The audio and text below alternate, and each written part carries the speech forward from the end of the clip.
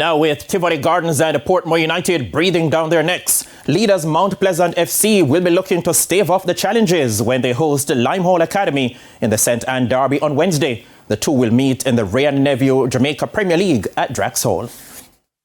It hasn't been smooth sailing for Mount Pleasant in recent matches.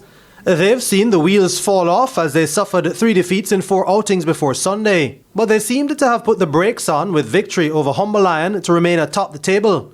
They could remain there after Wednesday as they'll go into the game against fellow St. Anne dwellers Limehall Academy as favourites for the points.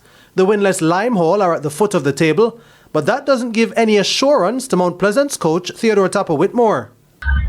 14 team in the competition and the Limehall is no difference. We have to take it, treat it as any other game. So whether it be Limehall, it doesn't really matter. Former champions Portmore United have been the most impressive over the last 5 matches, picking up 13 points from a possible 15. It's a run of form for their opponents to be aware of. But who's taking notice? I don't know, but I mean, we have been consistent and that is important, and we have been getting the job done. Quality and a lot of commitment is what we have here, and we just hopefully we can keep this momentum going.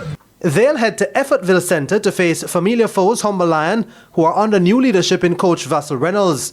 The Clarendon-based team is on the opposite side of the scale with 4 defeats in their last 5 games. Another tough one. Seems as if the Portmore team would have found some form over the last 3-4 games. So it's going to be a tough game. You know, the Humber Lion team is going through a transition, and we just want to remain as competitive as is possible. But that's a game that we need 3 points, and hopefully we can put our best foot forward come Wednesday.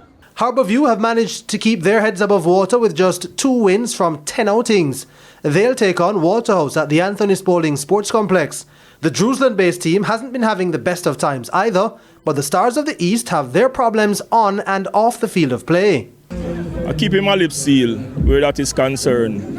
I think we have internal issues which we need to deal with more importantly, and we have tactical issues out on the pitch which we need to attend to. You know, those are the priorities right now. Elsewhere on Wednesday, Vere United will host Dunbeholden at Wembley, and Tivoli Gardens take on Montego Bay United, who could have Omar Turtleman Gordon and Jordan Fletcher in their lineup.